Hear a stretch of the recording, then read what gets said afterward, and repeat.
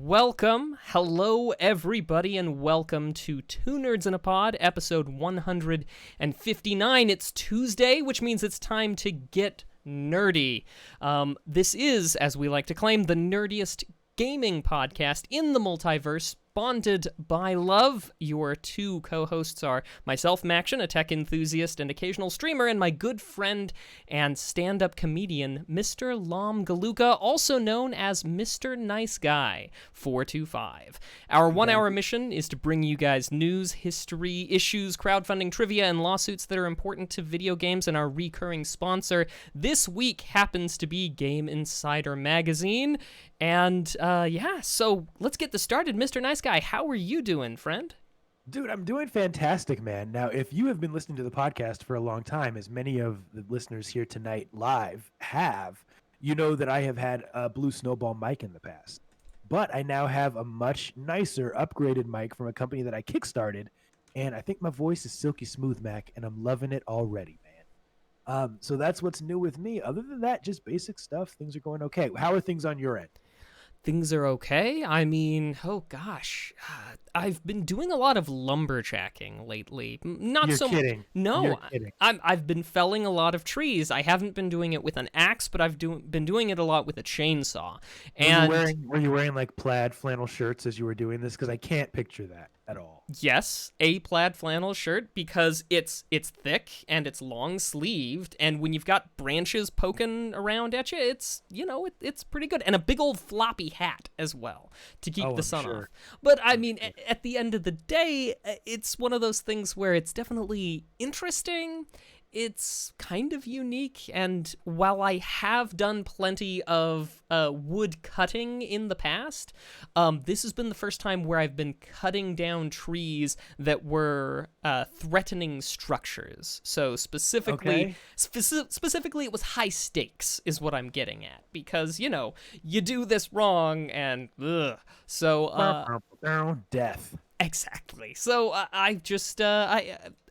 it's the most interesting thing that's going on in my life right now, with the exception of this, and with the exception of what's going on tomorrow. That's right. Mac is a real life Wreck-It Ralph, y'all. I did not know this. But tomorrow is the Podcast Awards, right, Mac? And we're excited for that. Or I should say the results of the Podcast Awards. And we have something special planned for the people. Why don't you tell them about that? So when the Podcast Awards go live, which is going to be, if I remember properly, 6 p.m. Pacific, so 7 p.m. Mountain, 8 p.m. Central, 9 p.m. Eastern time. Then we will actually be live on this channel, and you'll have our two little floating heads combined with the actual awards themselves. So we're going to do a restream and live commentary, live congratulatory on the Podcast Awards. So potentially a live celebratory if we win the games and hobbies section that we are in as well. So hopefully that happens. Fingers crossed. Agreed. Fingers crossed. And I mean, if we don't win it, almost everybody there is fantastic. So, I mean, it wouldn't be the end of the world, but I'd really love to win it. It'd be kind of dope, man. We'll get those little trophies. Yeah, it would. Well, but I think that's all the interesting stuff going on. Mr. Nice Guy, what do you say we do what we do best and hop right into that gaming news? Mac, I say let's do it. Ladies and gentlemen, boys and girls, thank you for tuning in to episode 159 of Two Nerds in a Pod, the only debate that really matters tonight, September 29th, 2020. There's no other debates going on more important than this one. Let's jump right into some news. And Mac, we're going to come with the heavy hitters right off the get-go. This news story comes from Ilker Kosal with Forbes, and I laugh because my iPad's giving me issues. Let's read a little bit about this. It's about Amazon's new gaming service. It says, at its 2020 hardware event, Amazon launched a cloud gaming platform called Luna. With this move, Google's Stadia and Microsoft's xCloud get their new competitor in the cloud gaming field. Here's the basics of it, Mac, if you have not heard of it yet, which I'm sure you have. Users of Luna will be able to stream games wirelessly without downloading them. We've heard of this before, right? On the PC, Mac, Fire TV, and iOS, with Android version planned for after launch. Mac, iOS coming before Android, man. I'm telling you. iOS is taking over. The introductory price will be $5.99 per month with early access, which gives subscribers the ability to play Luna Plus channel across two devices simultaneously and offers 4K and 60 frames per second. As far as what types of games, Mac, because everyone wants to know the games, right? There's going to be 100 to start. They'll include titles like Resident Evil 7, Control, Panzer Dragoon. Have you heard of that one? I have heard of that. Nice. I Do- thought you might. Um, Go uh, ahead. are we indeed talking about Panzer Dragoon, the one that came out for the Sega Saturn back in the day? I believe so, which is extremely weird. It says Panzer Dragoon, and I don't know of any other version of it. So, Well, Panzer Dragoon Orta, perhaps. That's the one that came out for the original Xbox, and I would have expected for that to have been more this, platform speed, but, hey. who knows? Maybe they're going retro. A Plague Tale Innocent Search to Ukulele Grid Abzu and Brothers, A Tale of Two Sons. Amazon says more titles will be added over time. Mac, here's one other detail before I get your thoughts on this. They are also going to have a Ubisoft channel specific to this service, and I believe it's going to cost extra. So maybe a little nickel and diming here. Based on what you've heard so far, what are your thoughts on this service? Are you interested at all? Not really. Why not? Why not? I'm a broken record, but because you asked, I will share.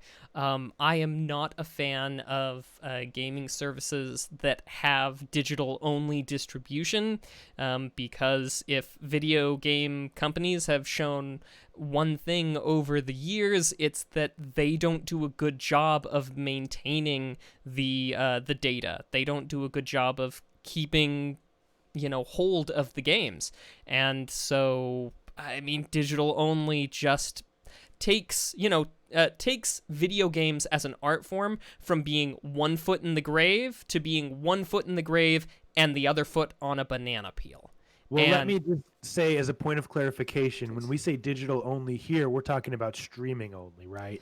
So it's not even downloading. And I get that it is the same issue, but I just want to make sure that our viewers understand you're not downloading the games, you're actually streaming them. Yes. Yeah. No, great clarification. And, my apologies. I get caught up in something I've said so many times. I don't think about that clarification sometimes. But yeah, that's what I'm talking about with the banana peel. It's that the data never even resides in a form that you could theoretically fix it in and retain. I mean, I will just point to the Legend of Korra video game was available on Steam for a while there. It is, because of licensing, no longer available for purchase anywhere, and so you can't buy you can't buy a copy of it anymore.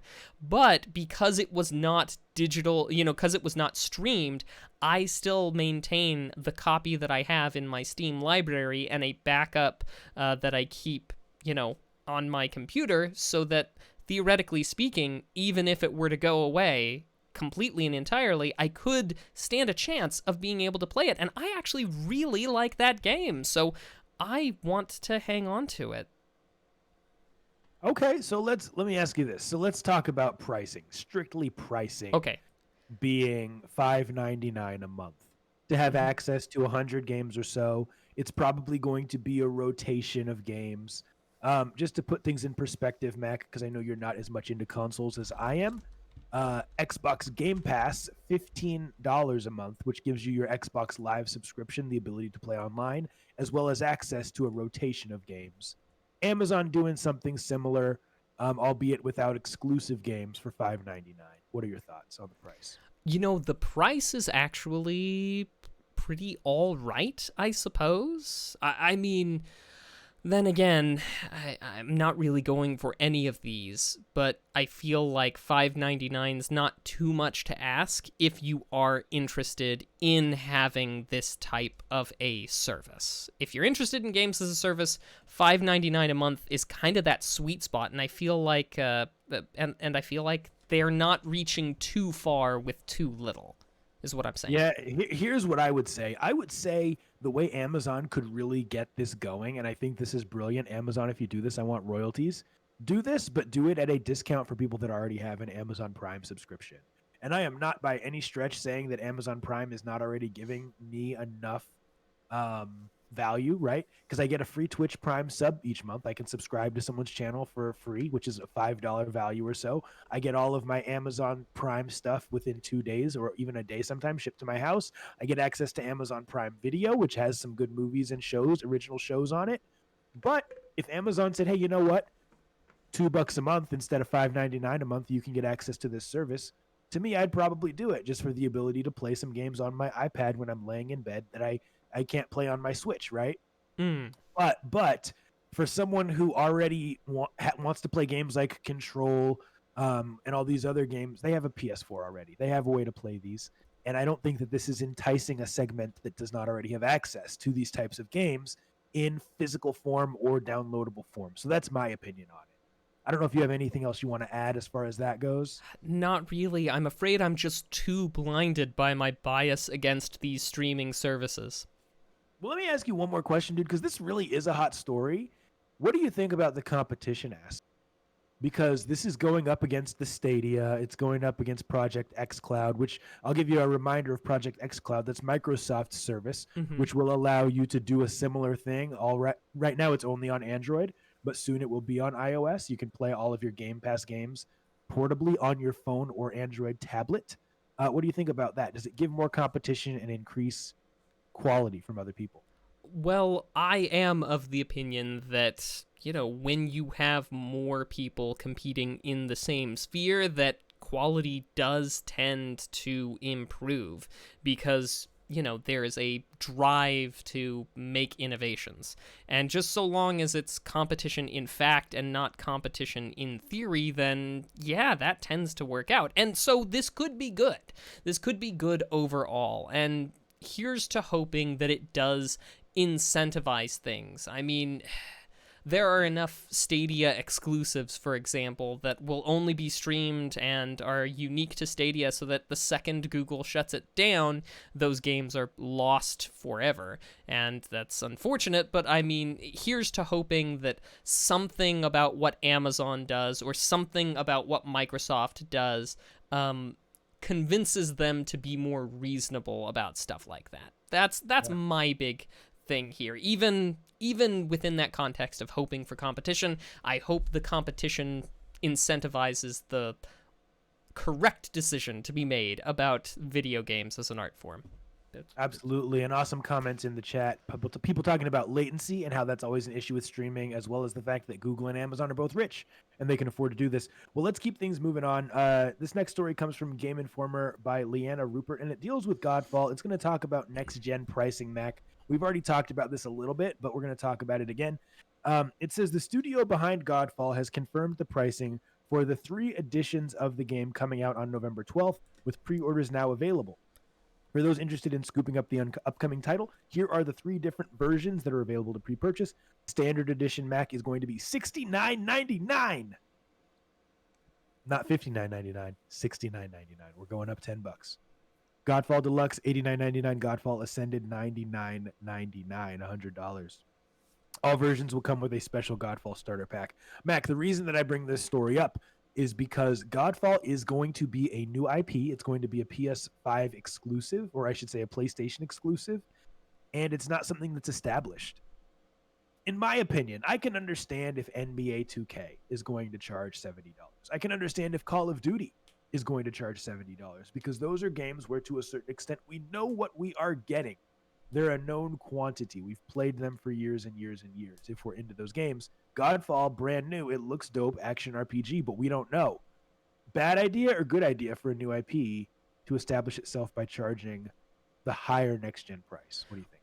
Well, I mean, as far as we know, I think you just said it, that it's the higher next-gen price. I mean, to charge what is going to presumably be the new going rate is neither a good idea nor a bad idea. It's just an idea. And I mean, this might hurt them a little bit, but that will likely be soon forgotten.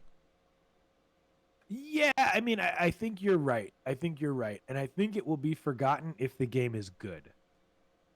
Or let's say if it's a 7 or above on Metacritic, like 7 out of 10, I think that it'll be okay. If the game ends up being a mess, I think that people will be upset. Hmm. Because I feel like it's gotten a decent amount of hype, and I feel like because it is an exclusive, that people are expecting a certain caliber of game because Sony exclusives are generally pretty good. We give them the benefit of the doubt. You want to charge me $70, Sony? Fine. You've proven yourself over and over and over again. But if it ends up being bad, I think it's going to be a problem. No, I agree, but to your point about people being really mad if it's, if it winds up being a flop, I mean, I sometimes check out the, games on Steam that are going like on sale for $10, so that they're like normally $20 or 15 or something like that. And the amount of vitriol that I hear and see, or rather read, when people dislike a game that they paid even $15 or $20 for, I don't know if I think there's like a topping out point when it comes to video games and anger over the price point. I don't think people could be more upset about a $70 bad purchase than a $20 purchase. Not that I don't think it's possible, just that I don't see the gradual ramp up. I just see rage. And maybe I'm looking in the wrong places. Well, dude, you know what's interesting? I have Xbox Game Pass, and I feel like I'm playing those games for free, even though I am technically paying to play them. And when I play a bad game on there, my only frustration is that it was a waste of my time. And when I sense that a game is going to be bad, I will just stop playing it because I feel like I have gotten it for free. However, if I pay $70 for a game, me personally, I'm more upset if that game is bad, because I not only wasted time on it, but I paid $70. And now I feel like I need to get my money's worth by slogging through a game that is bad. And that's just me. But I do see your point. I absolutely do. Any other comments before we kind of move things along to the next? No, I just feel really... I feel sad in some ways and happy in others. As we know, the people involved with the creation of a game are rarely paid as well as they probably deserve to be.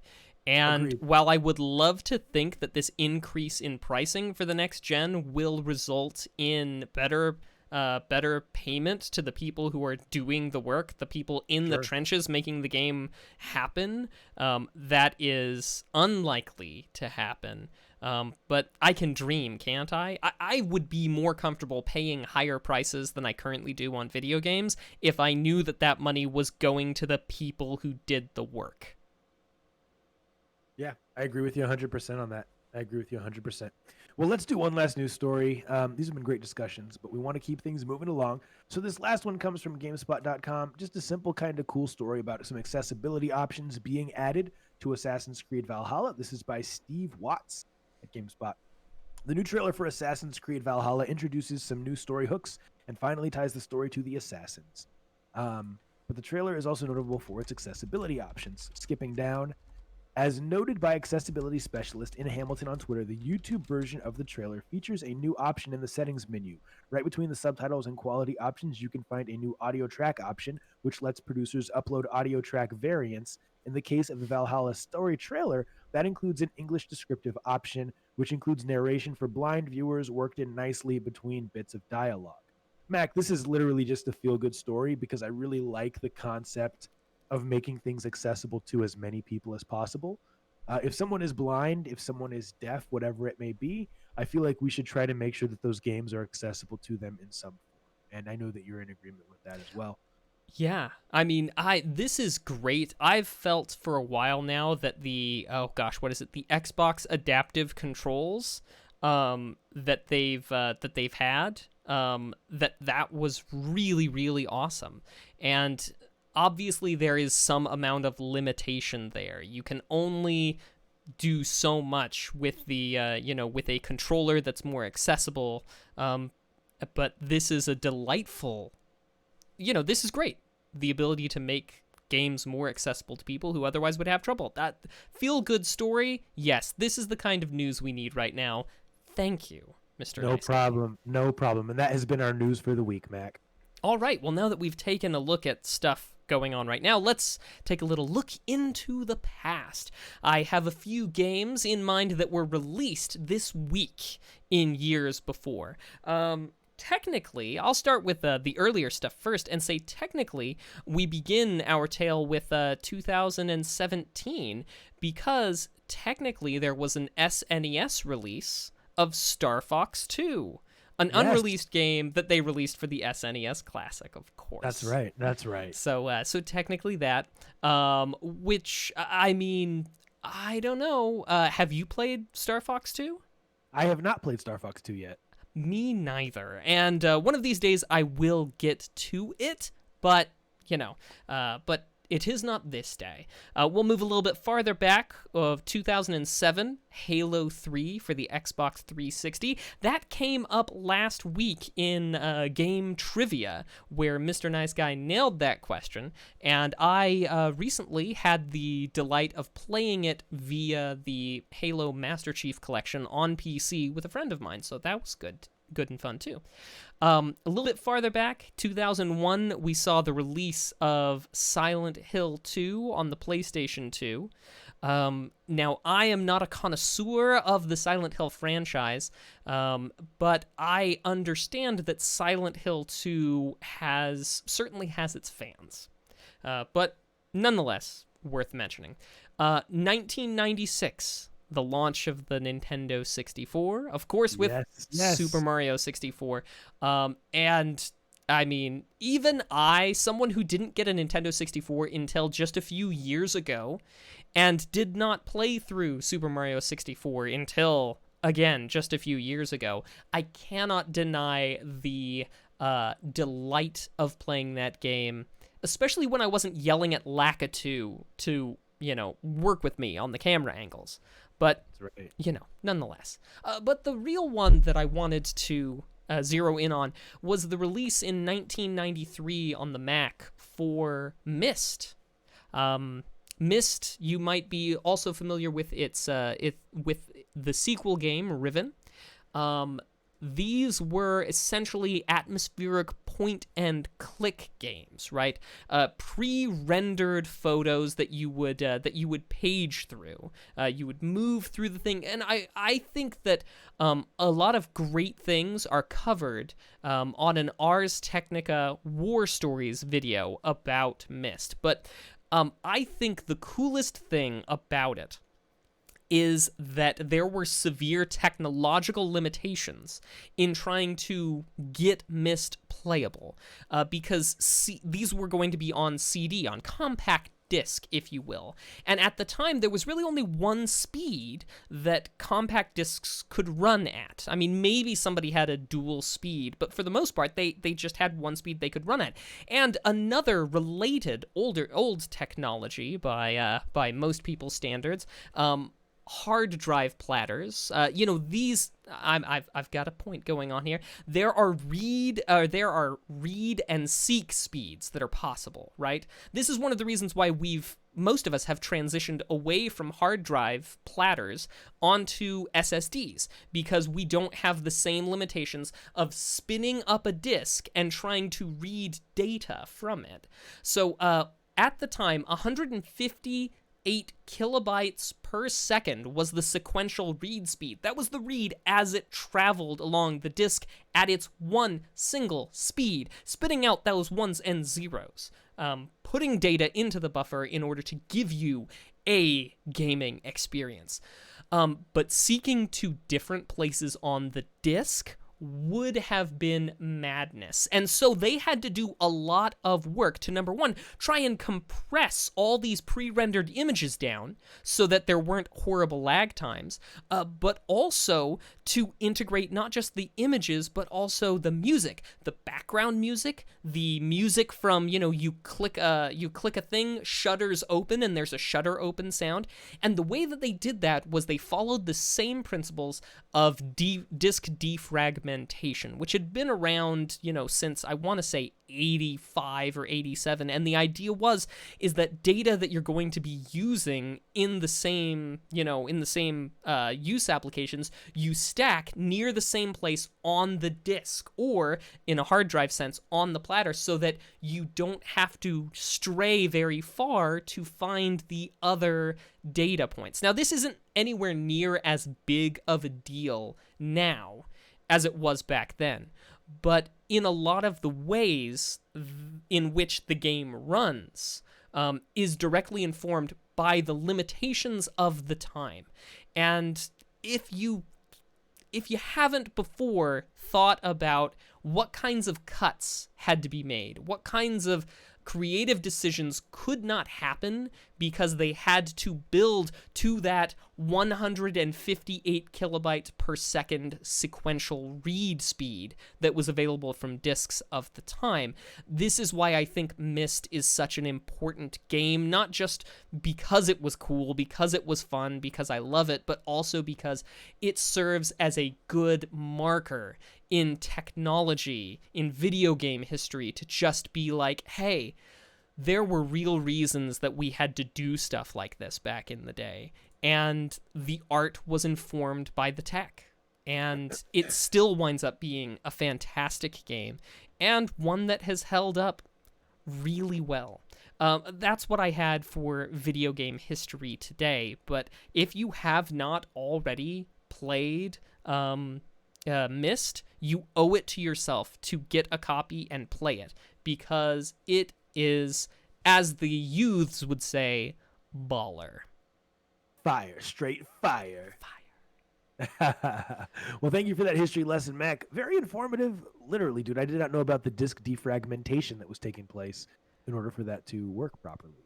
Yeah, well, I mean, sometimes... Now, I can't say for 100% certainty, because, I mean, I'm not them, but disk defragmentation, the concept of stacking your data close together so that you can read it faster when you're limited by that type of technology, sure, was already in existence. So I feel like it's probably safe to say that their experience with it informed their, oh, hey, we could do this. But, so that's just me a little bit going out on a limb there, but I don't think it's beyond the realm of possibility. Sure. Yeah, I totally get it, man. Well, cool. Next up is our topic of the week, a segment where we talk about something relevant in gaming history, rather relevant in gaming present, the hottest story, and we give our opinions on it. And this week, you know what we're talking about. Yes. We're talking about CD Projekt Red and Cyberpunk. This story comes from Bloomberg, written by Jason Schreier, and I will take liberties, Mac, and summarize what is going on. Many of us are looking forward to Cyberpunk 2077. It's going to be an amazing game. It has been delayed a couple times. It's supposed to come out close to the launch of the new consoles in November. Basically, the company, CD Projekt Red, in the past has said that they are not going to delay it again, that the current release date is set in stone. Now, Jason Schreier reported today that a year ago he did a story on them, and they told him that they would not use crunch as a means of getting this done, that they would not have their employees working excessive hours in order for this game to come out on time. Well, today they announced that they are indeed going to require for the next 6 weeks that employees participate in mandatory crunch. And Mac, it's a tough situation. It's a very controversial topic. There are people who are on both sides of the situation. One of the biggest games of the year, let's be clear. To put things in perspective, CD Projekt Red is also the company that put out The Witcher 3. They are well established. They are a AAA studio. They put out very, very deep experiences where you can get hundreds of hours. Regardless, what are your thoughts on this? I'm against it. I think I'll refer back to an earlier comment that the people who are in the trenches, the people who are really putting the game together, are not the ones who are getting well compensated, for their work. I mean, of course, that is a relative term, well compensated, but, the majority of the price of the game is not going back. The royalties are not going back to the people who put in the time and the effort. And unless CD Projekt Red does things in a way that is incredibly different that I don't know about, I suspect that, that they will be also not well compensated, or at least not well enough compensated for the crunch. And yeah, no, crunch isn't good for anyone. I don't think it's ever been good for anyone, and I don't think it's good for them now. So, Mac, I did a little poll. I wanted to see what the viewers would think about this before we did the show. And so I posted this question on Twitter about if people think that crunch, meaning overtime, is an acceptable practice in the video game industry, in development. And it was pretty lopsided. The results as of right now are 27% of people say yes, it is an acceptable practice. 73% of people say no, it is not. Now, if you'll indulge me for a minute, one person also commented on the tweet. These are some of our fellow podcasters with the Game Insider Network, Video Game Crosstalk. And this is what they had to say. He said, so binary answer is yes. However, if it gets to the point where devs are finding empty offices to cry in and personal relationships are crumbling, you may have crossed a line somewhere. And I respect that opinion. It's not like these are child laborers. And I totally get that when you have crunch going on and it starts at the top and trickles down, there's a certain amount of pressure that comes to people to also want to perform, and they fear that they may get a bad performance evaluation, or they may not get promotional opportunities in the future if they don't do the crunch hours. But if people are willing to do it, I think that it's okay. Now, let's be very clear. In this situation, it's mandatory crunch. And so it's a different beast. Go ahead. It looks like you wanted to say something.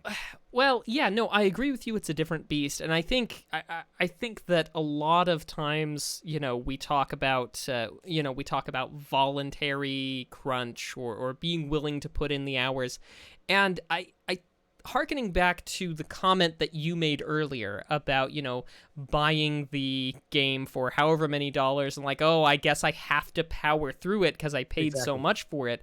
Yeah. The development team, I'm sure, is paying for it with their own, potentially missed dates or anniversaries. At what point in time, when they've already sacrificed so much, are they going to be willing to walk away? I think that it's like, it's all well and good for us to be like, yeah, it's voluntary and they could do this, but I mean, there's a thing that we all humans do with that sunk cost, and we just let it keep on snowballing even when it would be better to jump to something else. I mean, if you've got a 1970s Jeep that you've been keeping running through your blood, sweat, and tears for decades, and sure, you could get a new, Ford Taurus or something like that, but this Jeep, it's just been with you for so long, so you just keep on pouring more and more time and effort and energy into it. I mean, that's the sunk cost, and we all do it for sentimentality. And when a video game is such an artistic endeavor and you're pouring so much of yourself into that, then, I mean, how can you walk away? Yeah, it's hard. And let me be 100% clear. I read a comment that's kind of in favor of it with a caveat that came from our good friends, Video Game Crosstalk. Check them out. But I'm against it as a general rule. Now, here's where I kind of feel conflicted a little bit, Mac. Indulge me. When people say, oh, you shouldn't force video game developers to work extra hours, I feel like they're saying it because they don't see video games as a legitimate job or as a legitimate art form. I think that that's their motivation for saying it.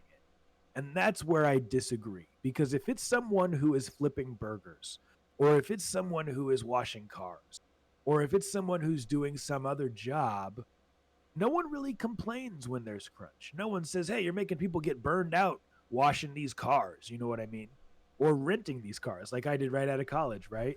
Yeah. No one's worried about that. But when it comes to video games, for some reason, people really, really get upset about crunch and really, really get upset about working extra hours. Whereas in these other, hourly jobs, right? Entry-level positions, no one really gets mad about it. Think about interns, or rather like associates at a law firm. How many hours are they working, right? Pulling papers, doing all kinds of nonsense for the senior lawyers. And the reason that they do it is because they believe that someday they may be able to get to that point where they don't have to and where they are in that higher position. And so I just feel like there's kind of a double standard, if that makes sense. I hear what you're saying. I don't think that because we don't complain about it in one industry is really a good argument for why it's not as bad in other industries. I kind of feel like it's universally not good and it's not bad. But, I mean, we hear about the video games. I feel like we are all video gamers now. So crunch in video games is something that affects or at least impacts us a bit more universally than it once did. And so I think that's why there's more strong opinions about this than about overworking or burning out people in other industries or lower paying industries or even, as interns. But I'm just, well, we might just have to agree to disagree. Yeah, just for the sake of time. And I'll let you have the last word on that. Any comments in the chat? I'd like to acknowledge. Can we read like 2 of those and let's keep it moving? You want to pick a couple? Sure. Let's see. Ishmobile throws out, I feel like I'm always harping on this, but studies shows that overtime is bad for everybody. Investors, managements, everybody. And Galvatron does throw out that in The Last of Us 2, there's an astounding amount of detail, and some people just take that for granted, but I thought about how much crunch Naughty Dog employees had to do for that level of detail, and if that excruciating detail really improved the overall quality of the game. So, maybe some diminishing returns even in the final product on Last of Us 2 is what I'm hearing, and, how could we know? We need to get that sliders device and slide into a different universe in order to find out. That's right. That has been our topic of the week. That's it. All right. Well, now we're going to look at a crowdfunding project that's trying to get off the ground. We call this segment Kick or Kickstart because I'm going to drop a link into the chat. I'm going to give my best presentation, and then we're going to talk about the virtues and the vices and say whether or not we think it should be kicked out of here or whether it should be kick-started. And we want you who are here with us live to weigh in as well. What we are talking about is The Last Stand Aftermath. It is a roguelite single-player experience, action adventure game. This is made by Con Artist Games. If that sounds familiar, you may remember them from the old Flash games days. So we're talking Newgrounds, we're talking stuff like that. This is, I believe, the 5th installment in The Last Stand.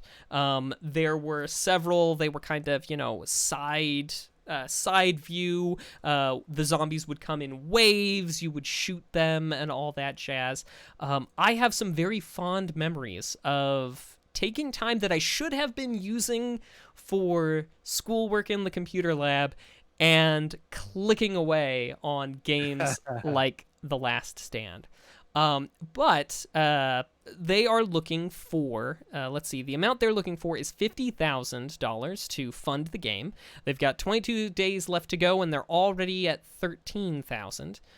If you want a copy of the game, the tier that you're looking for is the $25 pledge for this game to be on PC for you. Estimated delivery June 2021.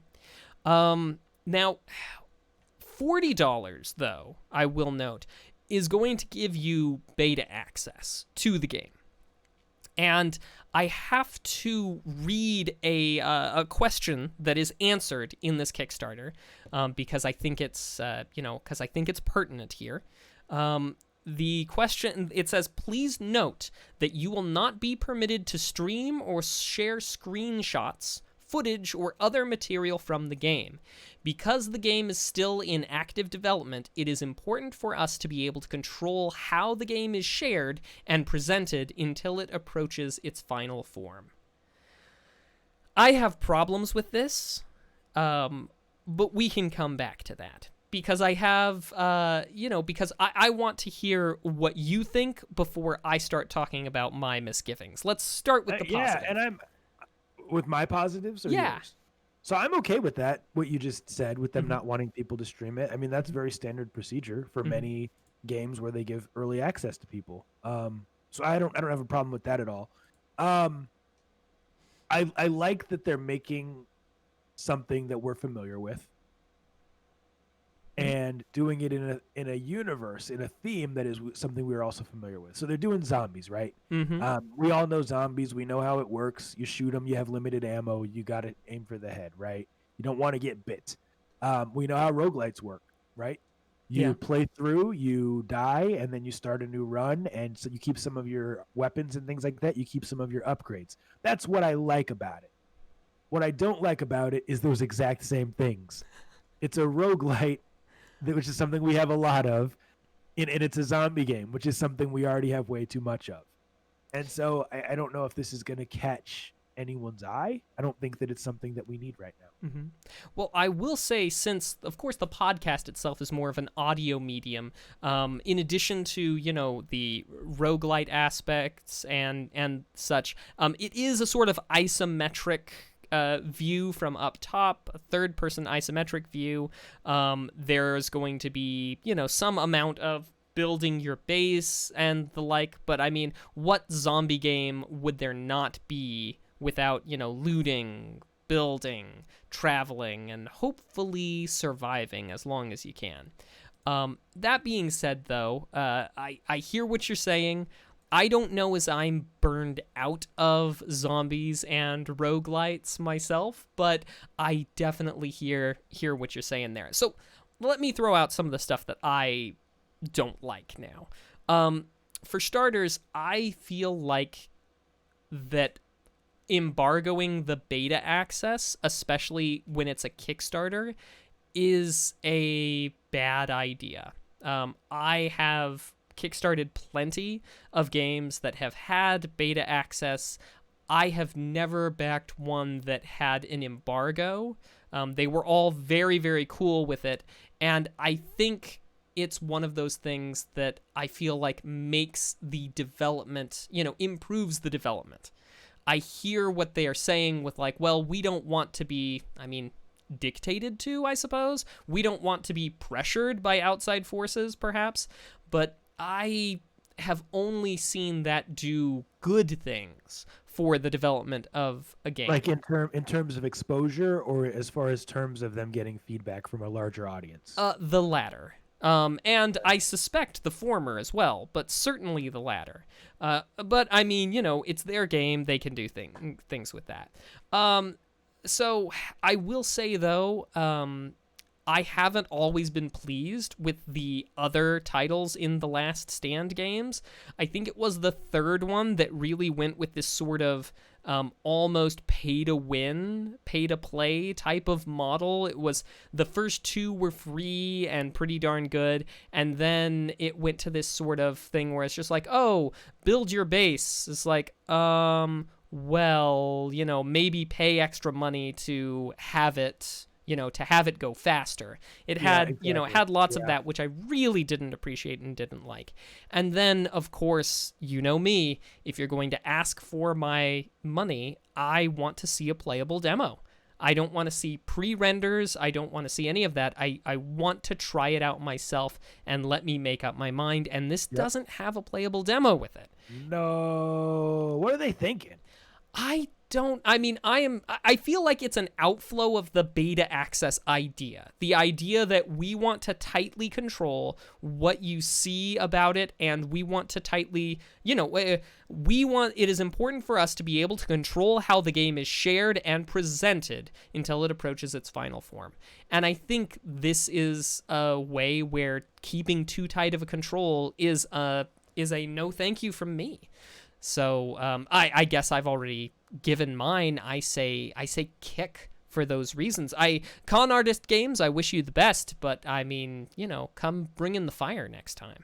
I mean, and just honestly, their name is Con Artist Games. Yep. I don't know. and you won't let people see what you're working. Like, honestly, that sounds kind of suspect. I'm joking a little bit, but I feel the same way, and I don't feel like we've had a dual kick in a while here It on the podcast. turns out Con Artist Games was the imposter. Bum, bum, bum. I vote kick as well, and it looks like it's pretty unanimous in the chat, right, Mac? What do you think? Indeed, Spennis is out. Price points are good for no beta, but the ones with beta access is quite steep. The cons outweigh the pros.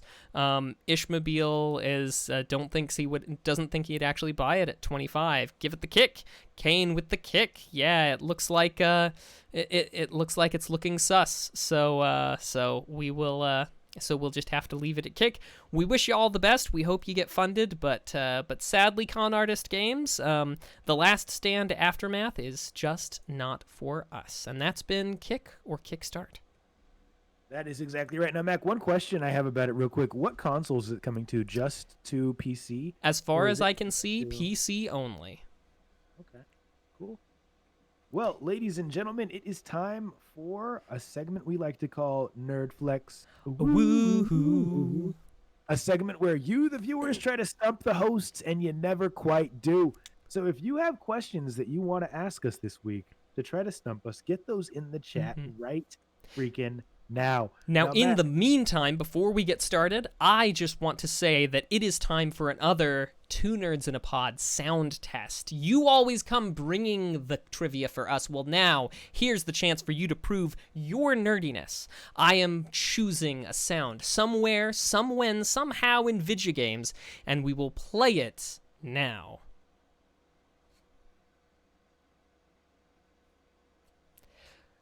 If you know where that comes from, be sure to tweet at Two Nerds in a Pod with the hashtag #SoundTest and identify this episode 159.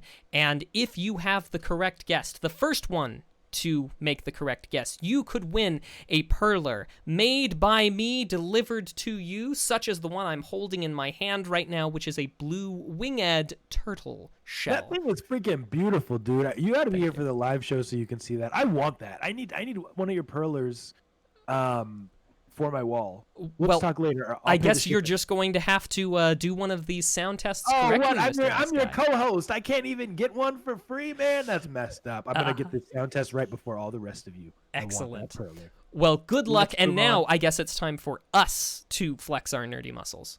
That's exactly right. So once again, get those questions in the chat if you have them ready to go. And our first question is going to be I have no idea what this is about. But here's the question. Name the main character to whom Murray the demonic talking skull is a sidekick. I have no idea what the freak this is about. Oh my gosh. Ooh, This is a question from our test bank. yeah, no, this is a point and click adventure. It's Monkey Island. Guybrush Threepwood. What? Are you serious? Yeah. Are you I'm not gonna- familiar? Have you not prayed at the altar that is Sierra point and click adventure games, Mr. Nice No, Guy? and you're not that familiar either because you had to struggle to remember. So Well, I neither of mean- us is that familiar with it. Come on, Mac. It's Come on, going man. back a long way, but Fair enough. Fair enough. yeah, Guybrush Threepwood.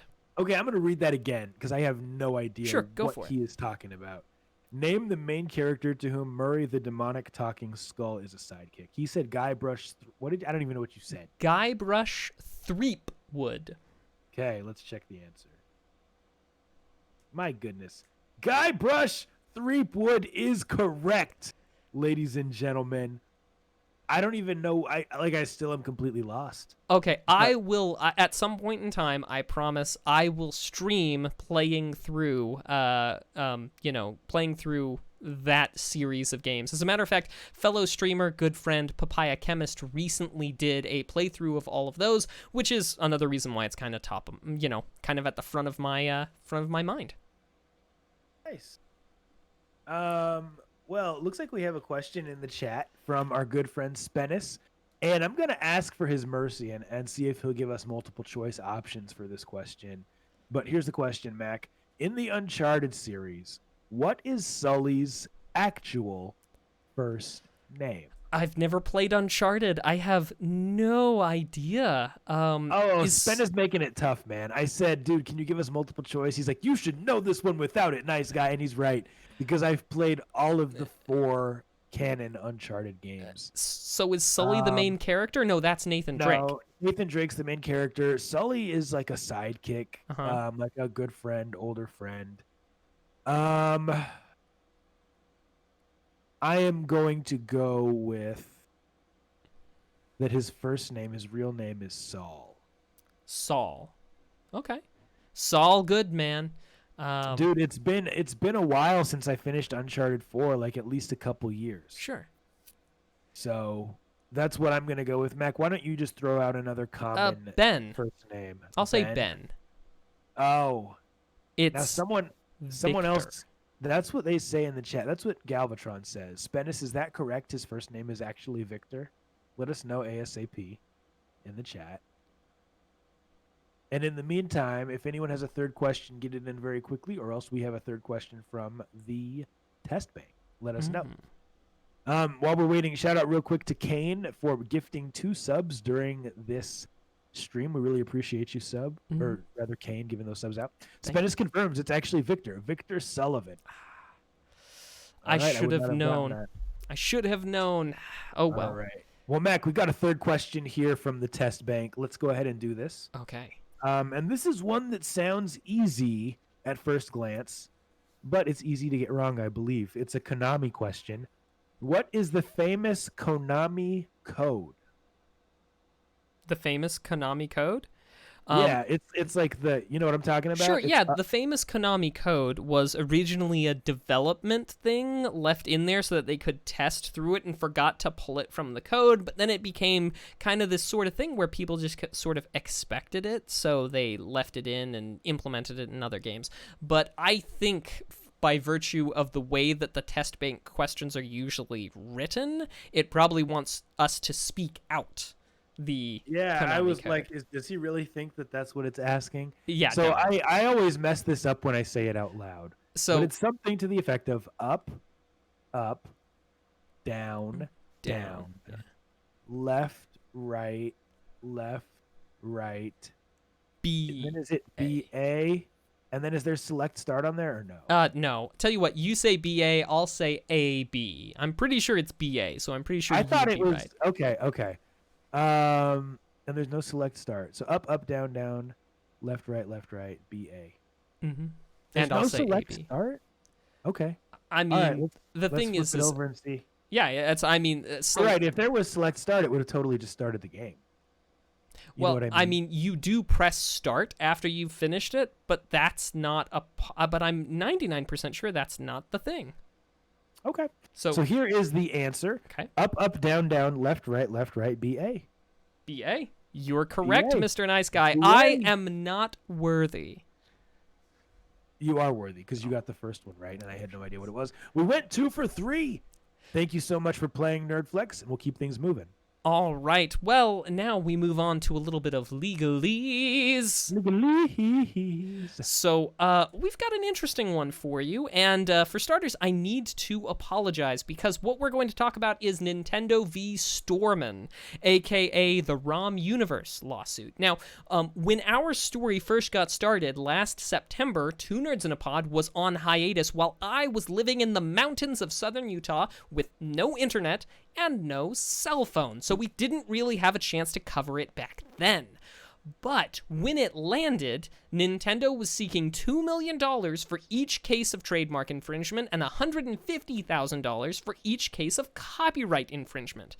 As each individual ROM would basically meet both of those requirements, you would be looking at over $1 billion from just the NES library of ROMs alone. Not to mention the rest of the consoles that they were, hosting. So, a lot of money. So, in this, the way that it went is Nintendo sued.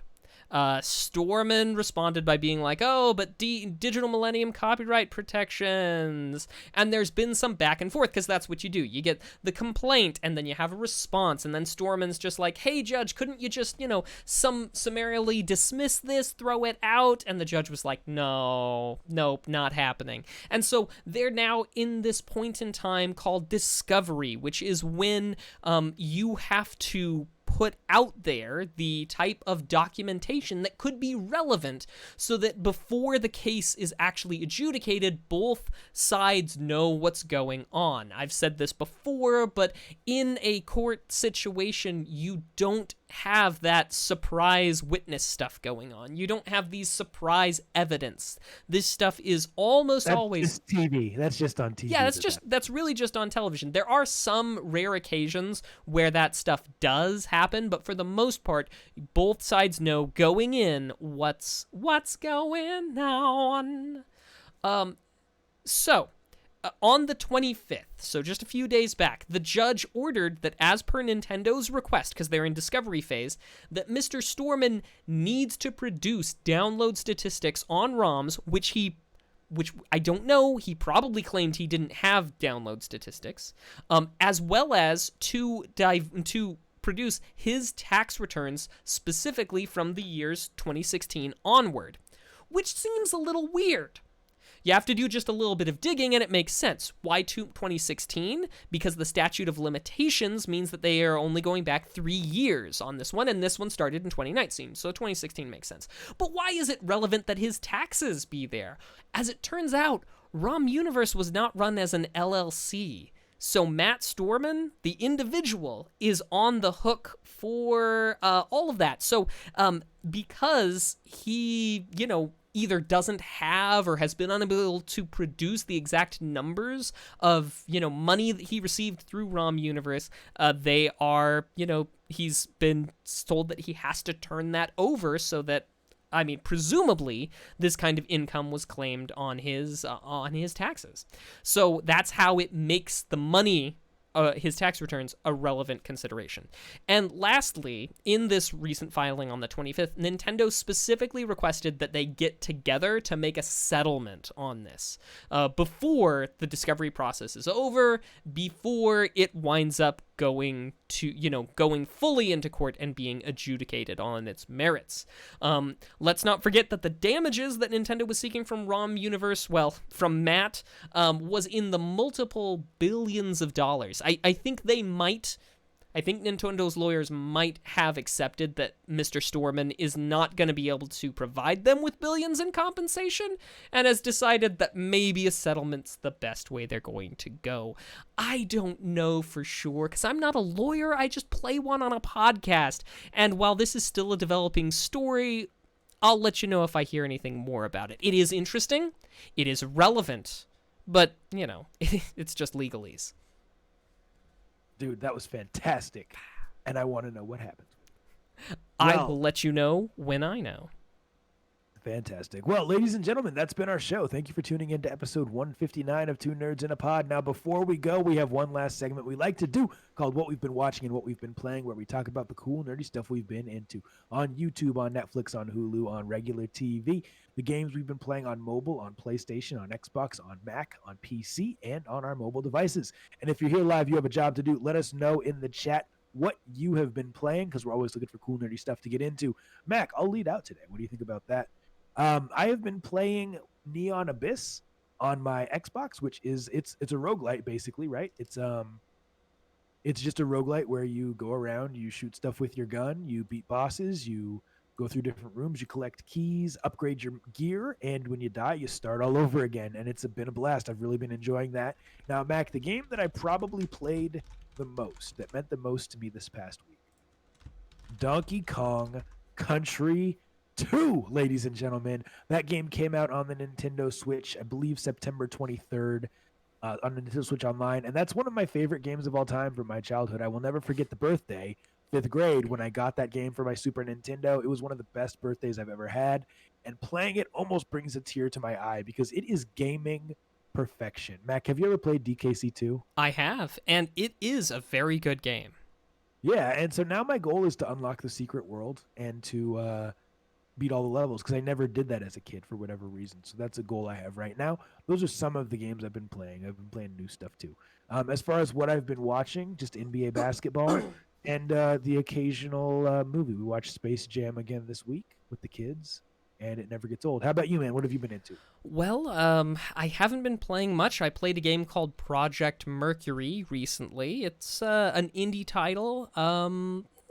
I'm kind of on the fence about it, but didn't stop me from playing it for a couple of hours. I've mostly, though, just been watching, the normal stuff. Been watching New Girl. I've been watching a little bit of Stargate SG-1, and I've also been watching Cobra Kai. Mrs. the Mac and I recently finished off Season 2, which is the end of the presently available bit. And I have to say, when you watch it, just ask yourself, is this an anti-alcohol PSA? Which show is this? Cobra Kai. It was Oh. for a period of time a YouTube exclusive, but it's been picked up by Netflix. Huh. But yeah, so just think, is this an anti-drinking PSA as you watch Cobra Kai? I will think about that. Oh, and I almost forgot. I'm playing a little bit of Dungeons & Dragons on Mondays, a little bit of GURPS on Thursdays, spending time with wonderful people like Mr. Nice Guy, for example. Yeah, we do that Thursdays. And Mac, one thing I forgot to mention real quick is I've been playing a little bit of VR. I've been playing Boneworks on the Valve Index, and that game is amazing. Also, who knew people really like to use VR to argue about politics? I would have never imagined that someone would buy a VR headset and go into chat rooms and argue about politics all day. But I saw some of that. So let's read what people have been into in the chat, Mac. Sure, I'll take watching if you take playing. Deal. Ishmobile is watching Outlander and Iron Man 3. Spennis is watching Pokemon Journeys and Cobra Kai.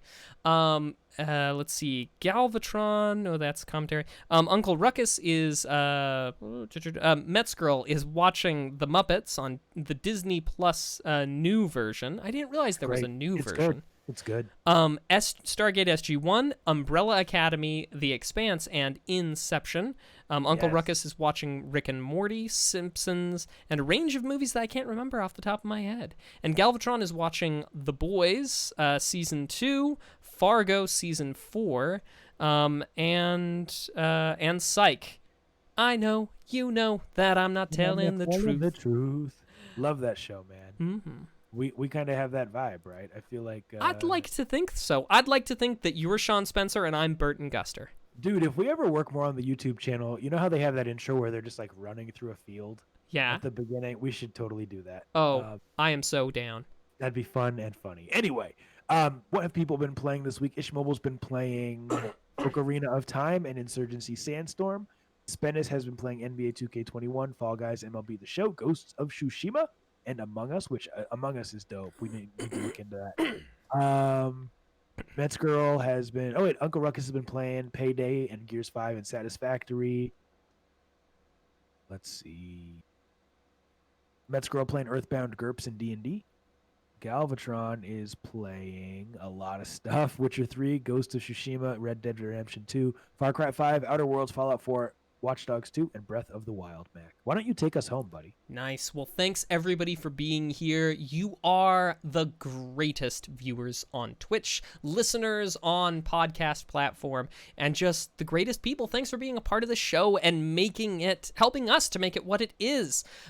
We hope that you have a good one. Be excellent to each other and keep it nerdy. We'll see you the same time next week. See ya. See ya. Bye. Outro?